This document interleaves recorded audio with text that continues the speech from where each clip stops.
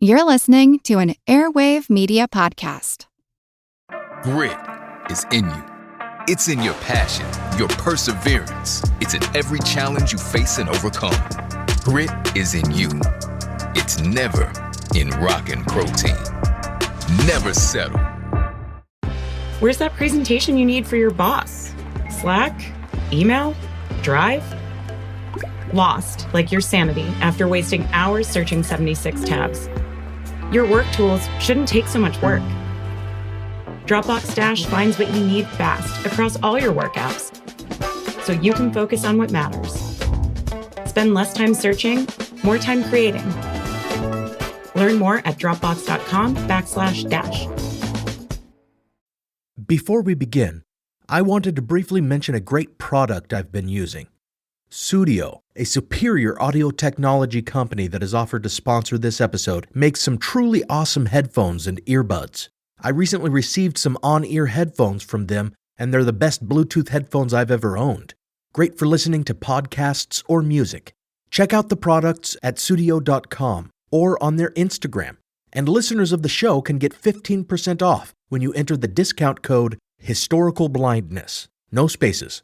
I'll have a bit more to say about Sudio a little later in the episode. Also, listeners may notice something different about the show, and that's, of course, the presence of advertising. While I'm sure some would prefer not to have ads in the content they enjoy, the simple fact is that accepting sponsorship and advertising will, hopefully, eventually allow me to focus more on the podcast and to make longer, more frequent episodes. Remember that supporting the show's sponsors is support for the show. And if you really don't want to hear ads, you can become a patron at patreon.com/historicalblindness, where even at the lowest patronage level of $1 per month, you can get access to an ad-free version of the show, as well as teasers between episodes, and at higher levels, early access to episodes and other perks. On that note, I'd like to thank my newest patrons, Alicia and Chris. Your support is greatly appreciated. On to the show.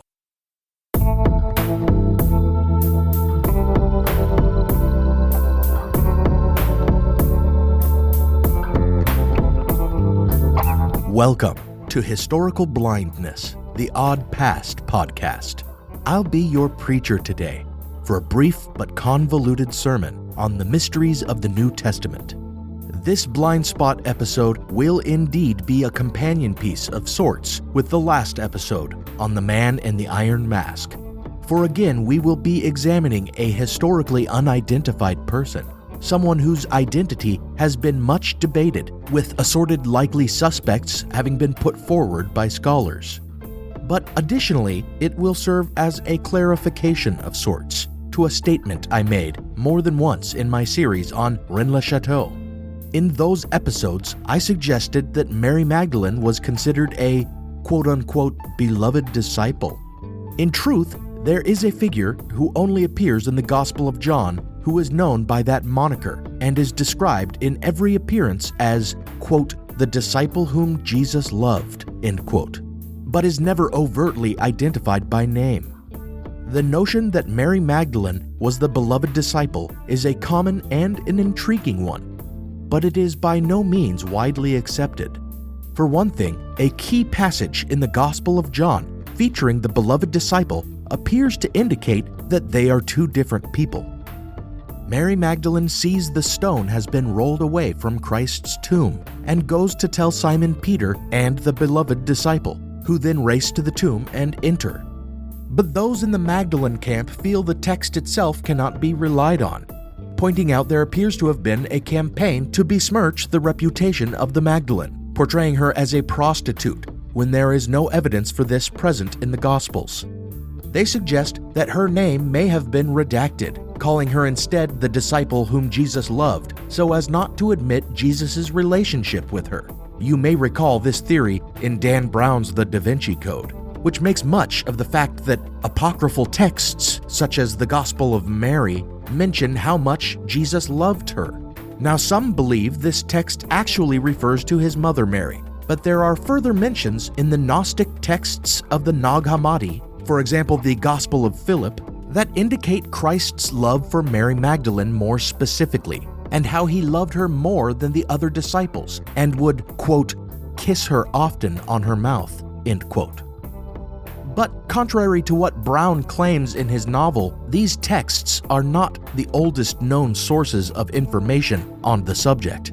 Rather, they have been shown to be far less reliable as they are centuries older than the canonical Gospels, being composed hundreds of years later even than John, which at around 120 CE was written at the greatest historical distance from the events it describes. So let us consider further the evidence in the Gospel of John, as well as the most widely held theories on the beloved disciples' identity, in order to reach a fuller understanding.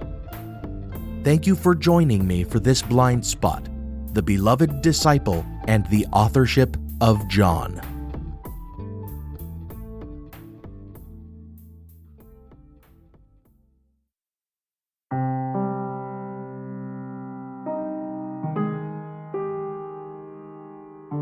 There are actually a number of places in the Gospel of John in which an unnamed disciple appears.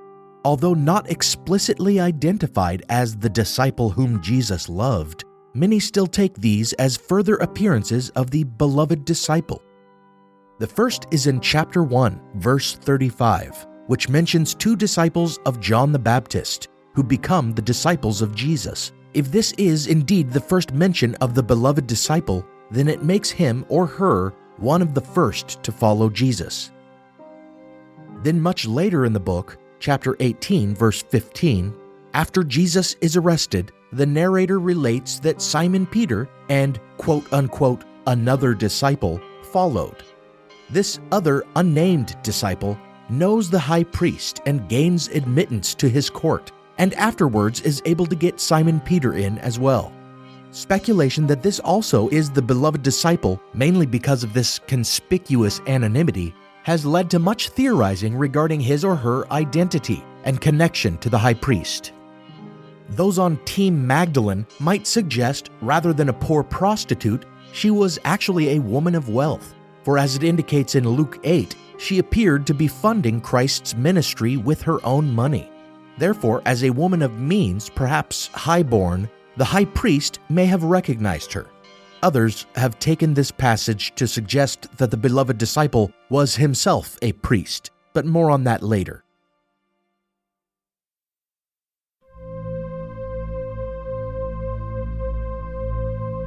The first time the Gospel of John refers to the beloved disciple overtly is in chapter 13, verse 23, when during the Last Supper, he or she is laying his or her head lovingly on Christ's chest.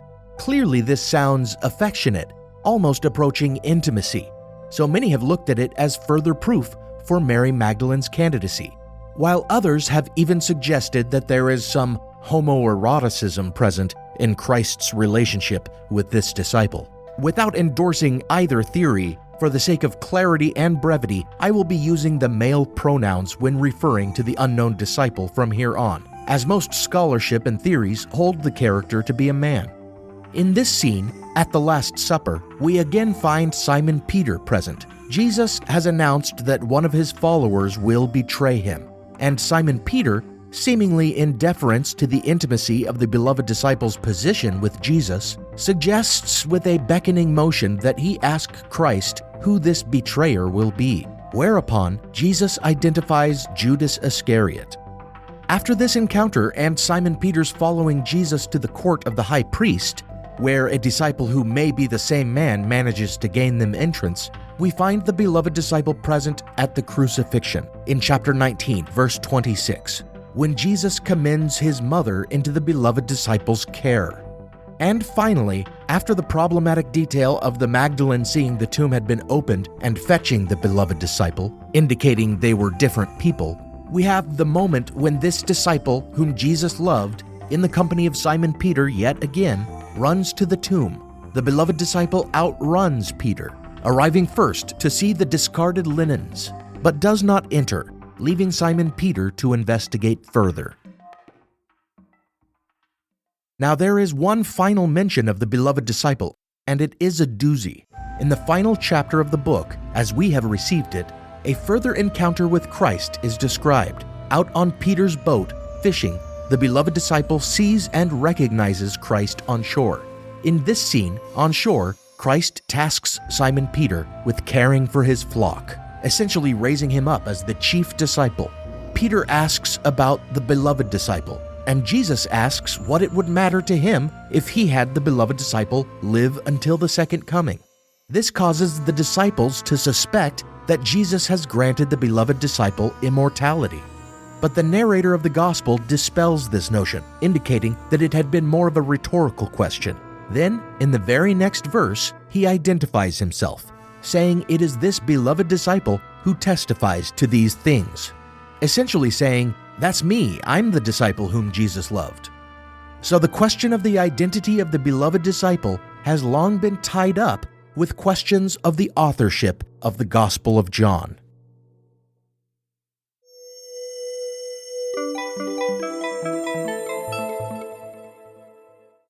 I don't know about you, but I'm always listening to something, mostly podcasts. And when I'm not in my car, whether I'm walking to and from my car, doing work around the house, exercising, or out on the town, I've got the old earbuds in. So I was excited when Sudio got in touch about their products. They're really a lifestyle brand with great Scandinavian design, so their headphones and earbuds are very stylish, more like an accessory than a tech device. Check them out on Instagram or at sudio.com and you'll see what I mean. But don't get me wrong, I'm a sound design nerd too, and the Sudio headphones I got provide studio quality sound. I picked up the Regent, and everything sounds and looks great. I've never really worn on-ear headphones out in public before, but these ones I'm proud to sport. Plus, they've got more than 24 hours of active battery life and go for almost a month on standby without needing a recharge. The Bluetooth functionality is great for when I'm out, but there's also an auxiliary cord, so I can use it with my computer while I'm working on the show. It's really a fantastic product. And the price is right too, especially when you compare it with other name brand headphones. And you listeners of the show can get an extra 15% off your purchase with the discount code HistoricalBlindness, no spaces, one word. Pick up a pair or two. You'll love listening to the show on them, wherever you go. Every moment has a soundtrack with Sudio. As listeners of Historical Blindness, you're no strangers to the fact that history is a lens through which we can better understand the present. Or as Shakespeare put it, what's past is prologue. History is the indispensable context without which we cannot hope to truly understand current events. You understand that, and so do the creators of the American Scandal podcast. Every season, they immerse listeners in the biggest controversies in U.S. history, helping us understand America's dark side and learn from its troubled past. Its latest season, Ruby Ridge Standoff, delves into an incident that sowed the seeds for the rise of the modern radical right. It transports you to 1992, where in a remote corner of Idaho, federal law enforcement surround a small cabin. They've come for Randy Weaver, a survivalist who took his family to the mountains in anticipation of the apocalypse. A simple weapons charge brought the agents here, but the situation is about to explode into a deadly and tragic standoff that will later become a rallying cry for far-right extremists, fueling distrust and violent anti-government sentiment for decades. Follow American Scandal on the Wondery app or wherever you get your podcasts. You can binge all episodes of American Scandal's Ruby Ridge Standoff early and ad-free right now on Wondery Plus. Every summer, I'm careful to avoid getting burned. My summer plans always include applying sunscreen so I can attend barbecues and protests without worrying about getting scorched. And when I make my plans by making phone calls, I also don't want to get burned by an outrageous wireless bill. That's why I switched to a Mint mobile plan and saved enough to take a summer vacation. With Mint, I found no difference in speed or coverage, just a big difference in cost. And right now you can switch to a Mint wireless plan like me to avoid sweating those surprise charges and overages. You'll just be chillin' with Mint's offer of 3 months premium service on the nation's largest 5G network for just $15 a month. With high-speed data and unlimited talk and text, it might just be the coolest thing happening this summer. This year, skip breaking a sweat and breaking the bank. Get this new customer offer and your 3-month unlimited wireless plan for just $15 a month at mintmobile.com/blindness. That's mintmobile.com/blindness. Upfront payment of $45 required, equivalent to $15 a month. Limited time new customer offer for first 3 months only. Speeds may slow above 35 gigabytes on unlimited plan. Taxes and fees extra. See Mint Mobile for details.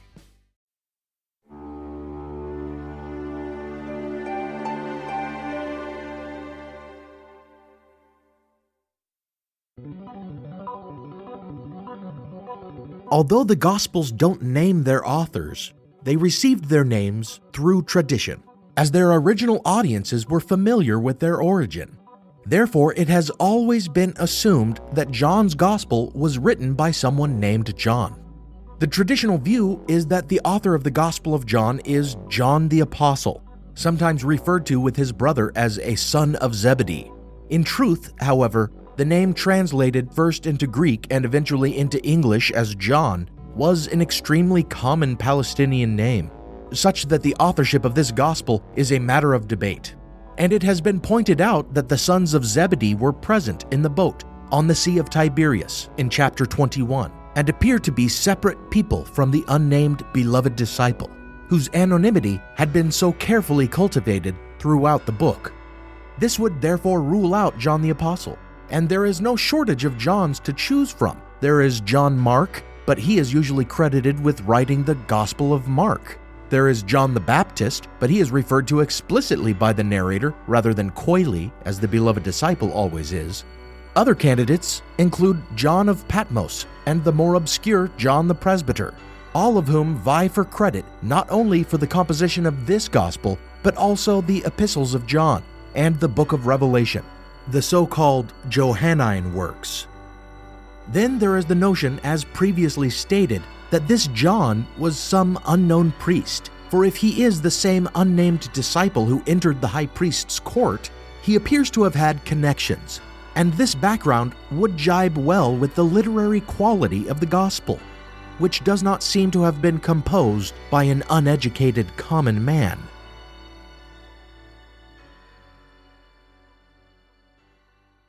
But there is another theory that casts a wrench into the workings of any theory identifying these men with the beloved disciple, this being that chapter 21 of the Gospel of John was a later addition to the book, and that its identification of the author with the beloved disciple is inaccurate.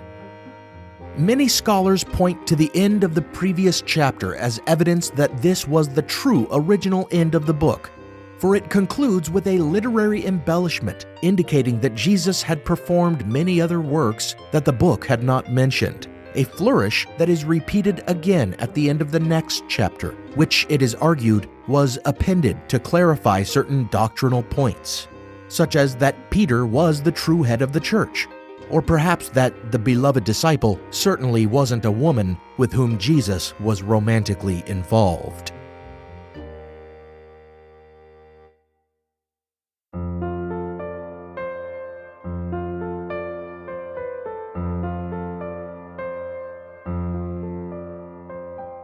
So the search for the beloved disciple continues. If his identity is not tied up with the John who wrote the book, then who was he?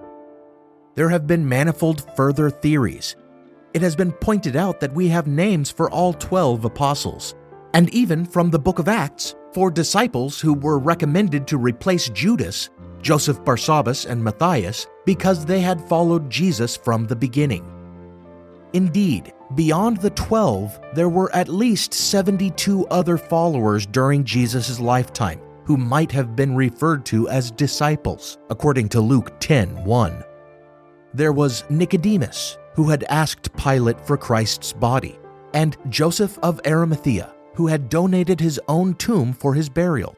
Either of these figures might easily be considered candidates. Then there is the intriguing idea, supported by James Tabor, that the beloved disciple was loved by Jesus as a brother. Some traditions, supported by scriptural passages, suggest that Mary had multiple sons after Jesus: James, Joseph, Simon, and Jude. These would, in effect, be Jesus' half-brothers, and of them, James is the most well-known. Again, we have some confusion among characters with similar names, as James, the brother of Christ, is often identified with another character, James the Less, as in the younger brother, and confused with two apostles named James, one a son of Zebedee like John, the other a son of Alphaeus. Tabor's theory looks at the crucifixion scene when Jesus tells his mother to look at the beloved disciple and says, quote, "Behold your son," end quote, telling the beloved disciple likewise, quote, "Behold your mother," end quote. And he sees a literal statement that the beloved disciple is another son of Mary.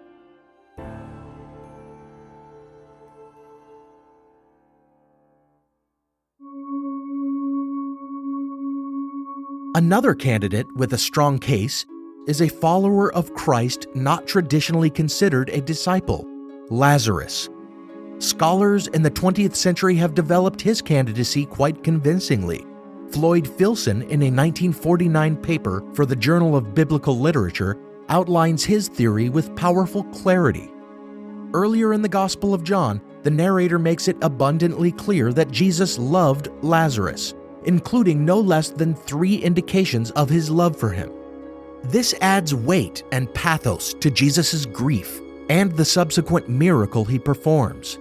Then, when the beloved disciple sees the discarded linens at the tomb, he is the first to believe Christ is resurrected, which is a far less dramatic assumption coming from one who has himself been resurrected. And finally, this theory does not shrink from the last chapter that identifies the author as the beloved disciple, suggesting that the events of the gospel all take place near Bethany, where Lazarus lived, making him a natural candidate for authorship as well. And the principal scene in the final chapter, in which the other disciples believe that Jesus is suggesting the beloved disciple might live forever, is further illuminated by the idea that the beloved disciple had already been raised from the dead. Among all these competing theories is yet another, that the beloved disciple is not a real person whose identity can be uncovered, but rather a literary trope, a figure in more than one sense. Perhaps some scholars have suggested the beloved disciple is not named because he is not a man as much as he is an idea. By this reading, he is almost always presented as a contrast to Simon Peter, a character famous for his ambivalence and failings. At the Last Supper, the beloved disciple asks Christ directly what Simon Peter is too timid to ask. While they both follow Christ after his arrest, the beloved disciple resourcefully enters the high priest's court, while Simon Peter waits at the gate, and later denies his devotion to Christ. While Peter is too afraid to witness Christ's death, the beloved disciple bravely attends the crucifixion. In the race to the tomb, the beloved disciple arrives first, and is first to believe in the resurrection. And at the Sea of Tiberias, the beloved disciple is the first to recognize the risen Christ. If one were to read this character as symbolic, then he might represent a model for devotion and faith, juxtaposed by Simon Peter's weaknesses. But several of the ideas we have discussed, that the Gospels have been redacted, that a new ending may have been tacked onto John to rewrite the origins of the book, and that major passages may be rather more symbolic than literal, lead to some big questions. If this gospel might be doctored, and if we are meant to read it as allegorical, with fictional characters representing ideals and abstractions, what does this mean for scriptural literalists? What does this say about the literal interpretation of other books in the Bible? Perhaps the lesson here is that we should not be analyzing them as primary historical sources, searching for verifiable facts in them. Perhaps, as has been suggested of other portions of Scripture, it is more useful to think of them as mythology and folklore.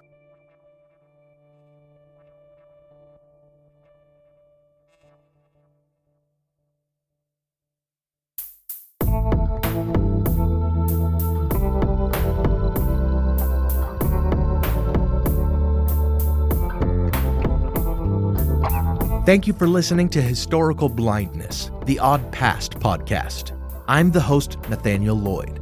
Music for the show is provided by film composer Alex Kish. Visit alexkishmusic.com to get compositions for your own projects. And by Creepy Pizza. And by Sean Duncan from his former project, Sean Ariel, whose music can be found on iTunes, Spotify, SoundCloud, and Bandcamp. Also, check out Sean's great new podcast, the California True Crime Podcast. As always, a massive thanks goes out to my partner patrons on Patreon, Michael, Marina, Lori, and Diane. Not to suggest that you are like my disciples, but you are loyal supporters, and I love all of you. Find me on Patreon to support the show and get some perks, such as access to ad-free episodes.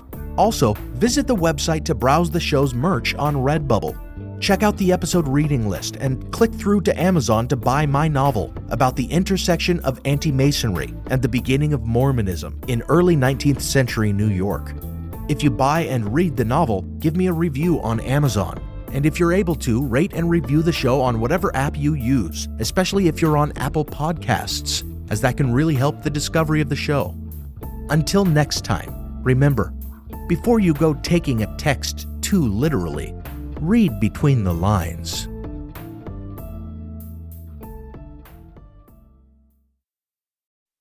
The Civil War and Reconstruction was a pivotal era in American history.